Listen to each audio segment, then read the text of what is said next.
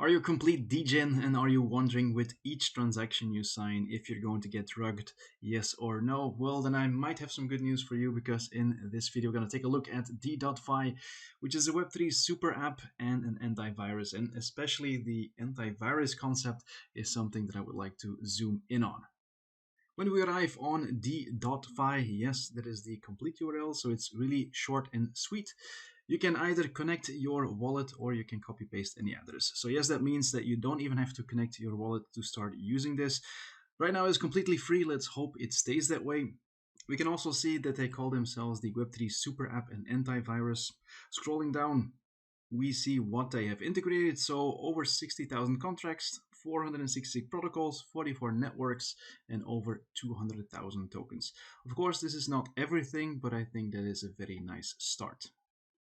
Now, for complete transparency, these guys reached out to me by email and asked if I wanted to check out their video and if I was interested if I wanted to do a sponsored video. So yes, this is a sponsored video, but no, I will not go easy on them. The only reason why I said yes is because I'm really interested in the antivirus concept of this app. Now, if you've been following my channel for a while, then you know I like to use RugDoc.io to check out if forms are trustworthy, yes or no. Very important to know, all these protocols are being analyzed manually by people from this community. So it's not an AI or something, it's people going to the different websites, looking at the contracts, and then making their own analysis. So I think this is a very good way to test the system of D.Fi and compare it to the manual work being done by the people behind RugDoc. So let's first find something that is high risk. So let's take a look at this one. So it's a Goose fork. The MasterChef contract is not being connected to the site. This is the major red alert here, and this is why it is a high risk protocol. The problem, of course, is if we're going to copy the contract, D.Fi does not know to which website this contract belongs, and this is of course one of the benefits. If you're analyzing certain websites manually, then you go to the website, you see what contract they are promoting, and then you can do this analysis. So I think doing this one has no use, so we're going to skip it. Let's look at this one. So they give the red alert because transfer can be blocked anytime by switching off the router, and then yeah, a whole bunch of warning things to keep in mind. So there is nothing really wrong in the code itself, but they can do some nasty stuff. So let's just take a look and see how D.Fi reacts to this one.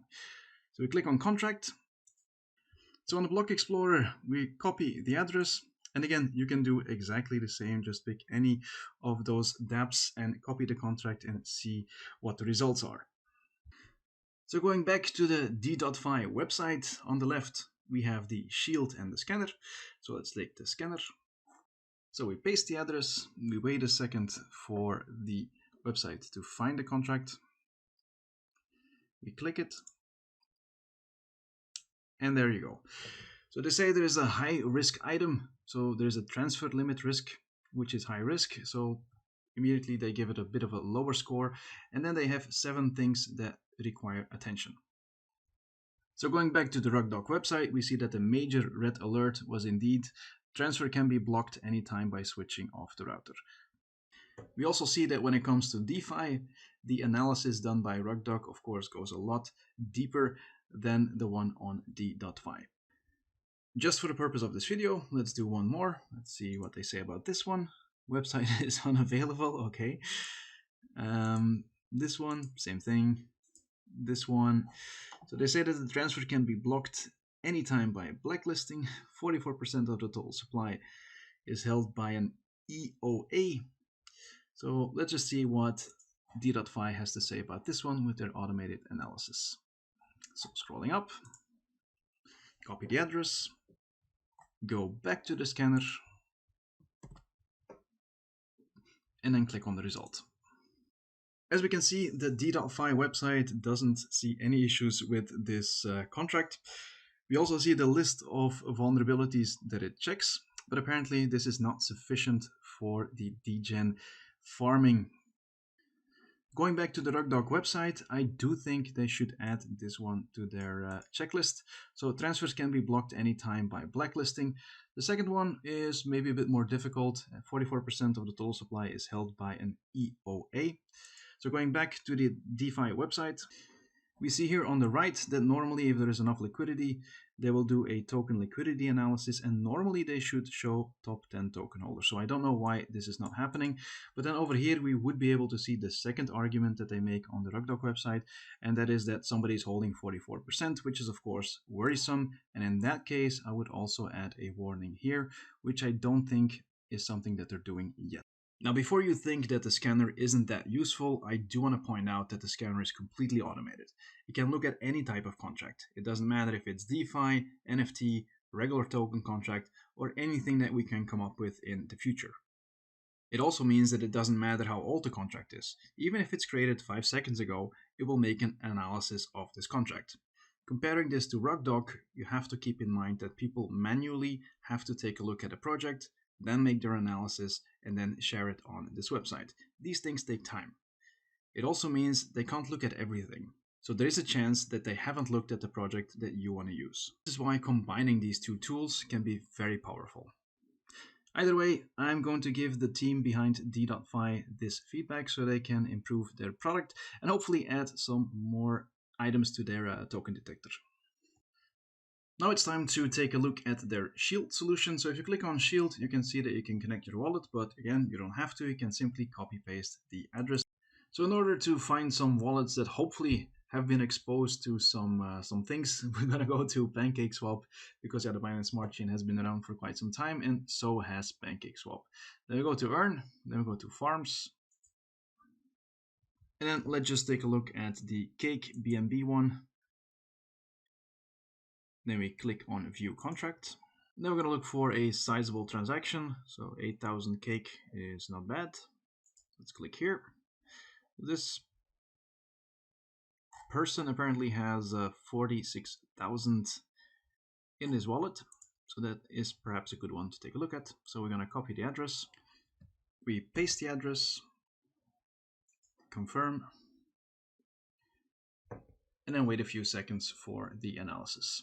So there we go. We see that this person is active both on the BNB chain and the Ethereum chain, but mostly active on BNB. We also see that they have over $160,000 worth of coins in their wallet. And we see a red warning label right here. So if you click here, then we see that their wallet is at a high risk level. And if you want to know more, we simply click Manage. So on this page, we can see that the wallet is at high risk, but thankfully the risk exposure is less than 1 cent. So in this list, we see that there are 7 contracts that have issues, and these are the specific issues. Now when we take a look at the left, we see that the address is automatically added, and it's added to my watch list. We also see that we can start bundling different wallets, and of course we can connect our own wallet as well. So arriving back on the homepage, right now we're still looking at that same wallet, and we can see that the DeFi app is tracking the total amount of tokens in the wallet, the deposits that you made, how much you can claim right now from the different DeFi protocols, how much money you have in lending pools, and how much debt you have. We can also see on which network the funds are currently at and in which protocols they are invested. Of course, there are different dApps doing the same, so let's compare it to the different ones out there. Bank. So again, we are looking at the same address, and they find that in this wallet we have $72,000. 41,000 is on Venus and 29,000 is on PancakeSwap. So clearly there's a difference already. We see the amount that is locked in Venus and PancakeSwap, so let's compare those first. So going back to De.Fi, we see that this is the same. So when it comes to protocols, they arrive on the same conclusion. So the difference will be here. So Ethereum, we have 890, and on Debank, we see the same, 896, 897. It's basically the same. But assets on BNB chain, there is a big difference here. So let's click on this one. Scroll down. And we see that they simply add these two together along with 630 in wallet value, and that brings you to 71,000. Let's do the same for De.Fi. There we see that the De.Fi app calculates there is 97,000 in the wallet. So the big difference is clearly in how the wallet is calculated. So let's take a quick look. And over here we see that De.Fi detects that there is VETH and VBTC.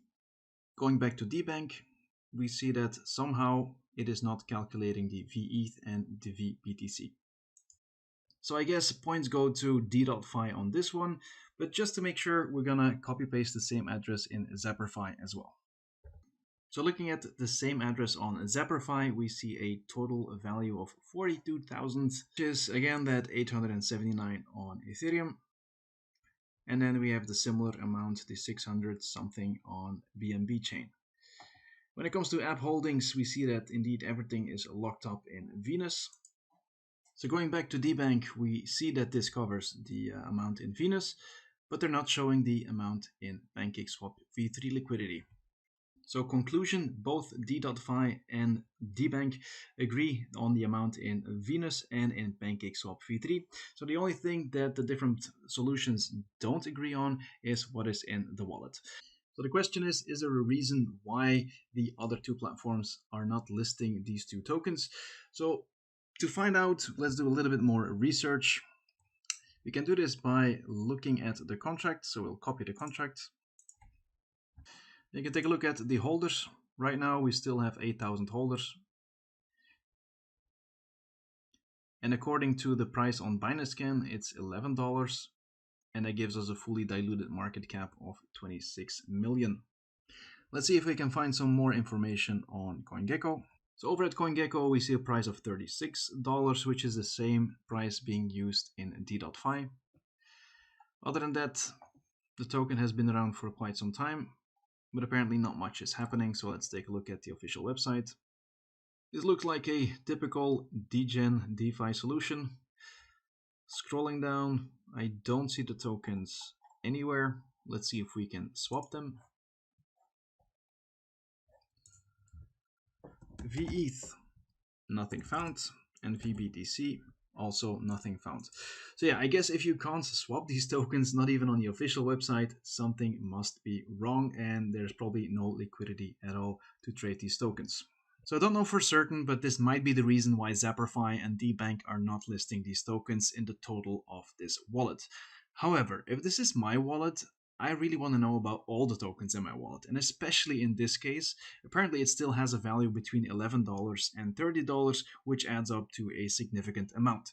So personally, I'm going to add this to a win for D.Fi. Going over some other features, we see here at the bottom that they got a REKT database.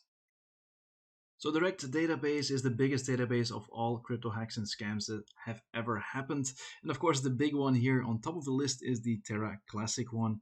So if you click on there, you get a lot more details, you get an explanation, and you even get a bunch of wallets and links. So you can dive really into the details of this hack and maybe do your own research as well. Now, another feature that I do like to mention is that unlike most of these platforms, you can actually also connect your centralized exchange wallets and in that way have everything together in one nice dashboard. So what's my final conclusion? Well, I think the Shield product is definitely useful. You can simply copy paste all your different addresses and take a look at it every month, for example, and see if you have any serious risks for any of your wallets. When it comes to the scanner, I think it's a really nice idea, but as we saw in this video, I think they should keep expanding that checklist, and then if they continue to do that, I think this can be a really great product. So my suggestion to D.Fi is do the same thing that I did. Take a look at the RugDoc website, start trying out those high-risk protocols, and see how you can improve your own checklist that way. Now I want to invite all of you guys to try this Shield application and let me know if you found any risks that you were not aware of. Right, that's it for this video. If you enjoyed it and you made it to the end, be sure to hit that like button. Don't forget to subscribe and hit that notification bell. Thanks again for watching, and I'll see you guys in the next one.